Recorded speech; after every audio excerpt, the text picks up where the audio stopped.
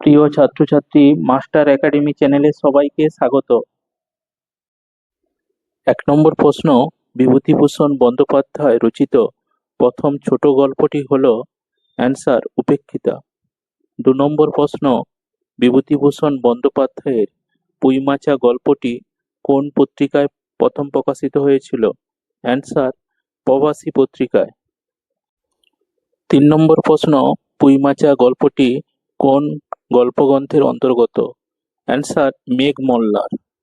৪ নম্বর প্রশ্ন, মেঘমল্লার গ্রন্থটি কত সালে প্রকাশিত হয়? অ্যান্সার ১৯৩১ সালে। ৫ নম্বর প্রশ্ন, পুঁইমাচা গল্পটি কোন শ্রেণীর গল্প? অ্যান্সার কাহিনী নির্ভর গল্প। ৬ নম্বর প্রশ্ন, সহায় হরি ড্যাশ উঠানে পা দিয়াই স্ত্রীকে বলিলেন? অ্যান্সার চাটুজ্যে। ৭ নম্বর প্রশ্ন, সহায় হরি রস আনার জন্য অন্নপূর্ণার কাছে চেয়েছে? অ্যান্সার বাটি বা ঘটি। ৮ নম্বর প্রশ্ন, পাঠ্যাংশ অনুযায়ী সঠিক ক্রমটি বেছে নাও। ৮-এর অ, তুমি তেল মেখে বুঝি ছোবে না। আ, তারক খুড়ো গাছ কেটেছে। হস্যই, অন্নপূর্ণা তেলের বোতলটি সরাইয়া স্বামীর দিকে খানিকক্ষণ চাহিয়া রহিলেন। দীর্ঘই, গাঁয়ে কি গুজব রটেছে জানো? অ্যান্সার প্রথমে আ হবে, আ থেকে তারপরে অ, তারপরে হস্যই, তারপরে দীর্ঘই। ৯ নম্বর প্রশ্ন, সমাজে ধনবৃদ্ধির অর্থ কাদের ধনবৃদ্ধি? অ্যান্সার ধনীর।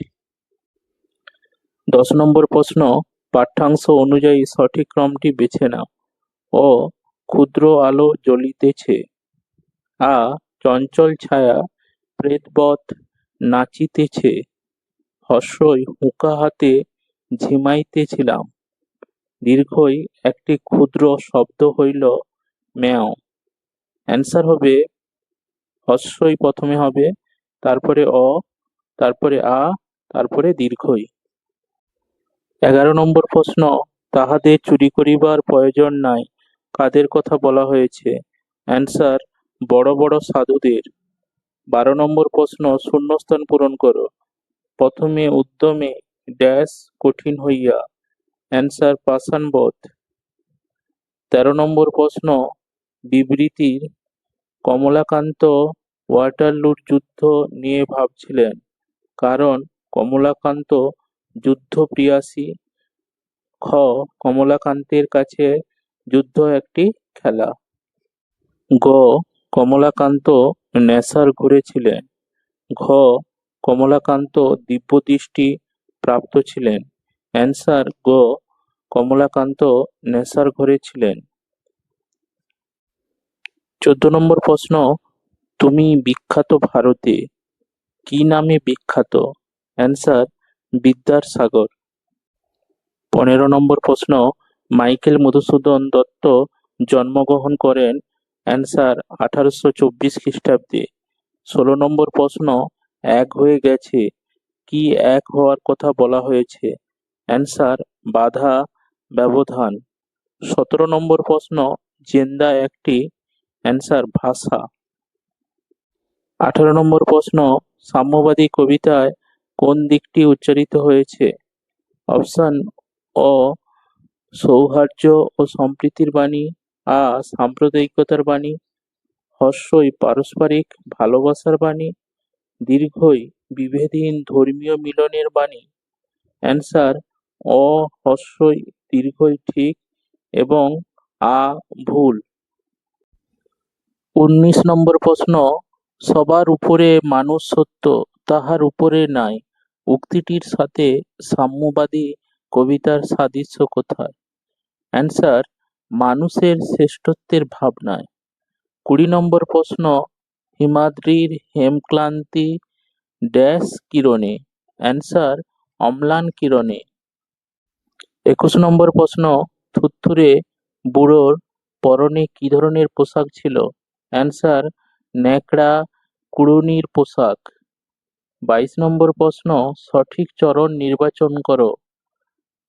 ক, ঘূর্ণিপাকের বিদ্যুৎ হয়ে উঠেছে বাজ।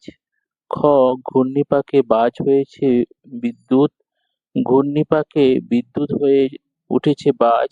ঘ ঘূর্ণিপাকে বিদ্যুৎ হয়েছে বাজ।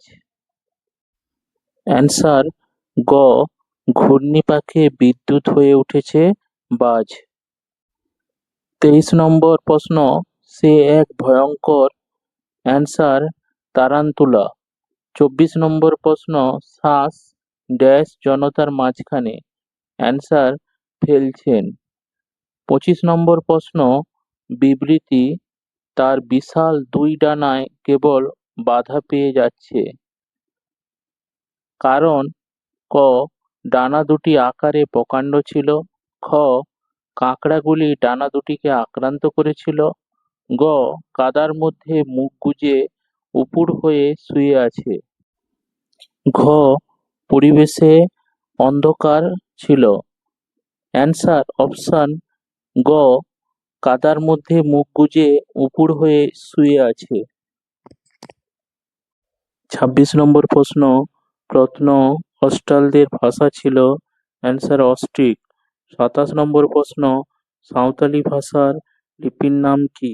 অ্যান্সার অলচিকি। 28 নম্বর প্রশ্ন, নাথ সাহিত্য কোন যুগের সাহিত্য নিদর্শন? অ্যান্সার মধ্য বাংলা। 29 নম্বর প্রশ্ন, মানভূম ও সিংভূম এ বাংলার কোন উপভাষাটি প্রচলিত? অ্যান্সার ঝাড়খণ্ডী।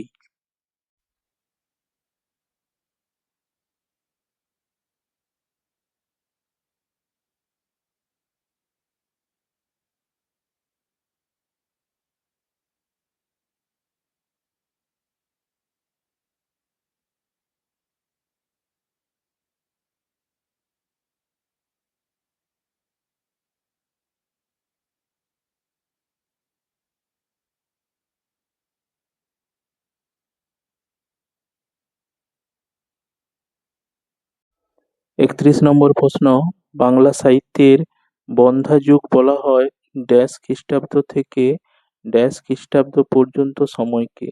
অ্যান্সার 1200 খ্রিস্টাব্দ থেকে 1350 খ্রিস্টাব্দ পর্যন্ত সময়কে। 32 নম্বর প্রশ্ন, বাম স্তম্ভ ও ডান স্তম্ভ ম্যাচ করো। 32 এক হিব্রু। হিব্রু অ্যান্সার হচ্ছে সেমিয় হামিয়। 2 নম্বর হচ্ছে তুর্কি। তুর্কি হচ্ছে আলতাইক। 3 নম্বর জর্জিয়। অ্যান্সার ককেশীয়। 4 নম্বর জুলু। জুলু হবে বান্টু। পরের প্রশ্ন, পৈশাচী প্রাকৃত উদীচ্য উত্তর পশ্চিমা পৈশাচী অপভ্রংশ। আ প্রাচ্য প্রাচ্য মধ্য মাগধী প্রাকৃত মাগধী অপভ্রংশ। হস্যই প্রাচ্য প্রাচ্য মাগধী প্রাকৃত মাগধী অপভ্রংশ। দীর্ঘই দাক্ষিণাত্য দক্ষিণ পশ্চিম সৌরশ্রেণী প্রাকৃত সৌরশ্রেণী অপভ্রংশ।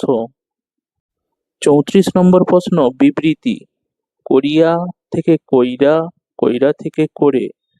কারণ বরেন্দ্র উপভাষায় অপিনিহিতি দেখা যায়। খ বারী উপভাষায় অপিনিহিতি দেখা যায়। গ বারী উপভাষায় অপিনিহিতি পরের স্তর অভিশ্রুতি দেখা যায়। ঘ বরেন্দ্র উপভাষায় অপিনিহিতি পরের স্তরে অভিশ্রুতি দেখা যায়। অ্যান্সার গ বারী উপভাষায় অপিনিহিতি পরের স্তর অভিশ্রুতি দেখা যায়। 35 নম্বর প্রশ্ন, তামিলনাড়ু ও কেরলের কিছু অংশে ড্যাশ ভাষা প্রচলিত।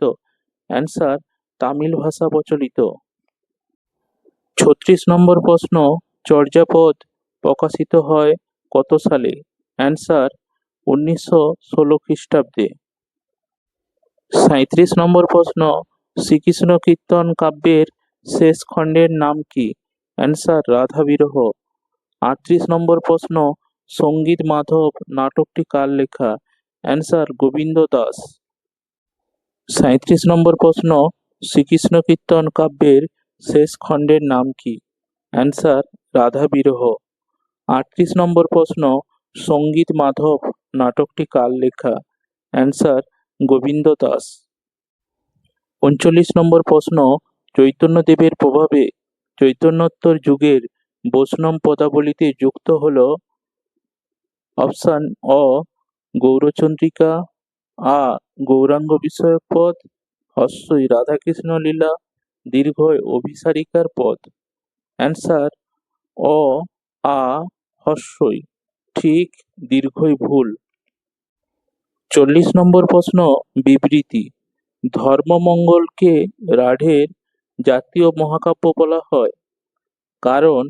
অ্যান্সার হচ্ছে রাঢ় বাংলার ইতিহাস, সমাজ, সংস্কৃতি নিয়ে নির্মিত হয়। তোমাদের এই প্রশ্ন উত্তরগুলি যদি ভালো লাগে চ্যানেলটি অবশ্যই সাবস্ক্রাইব করবেন।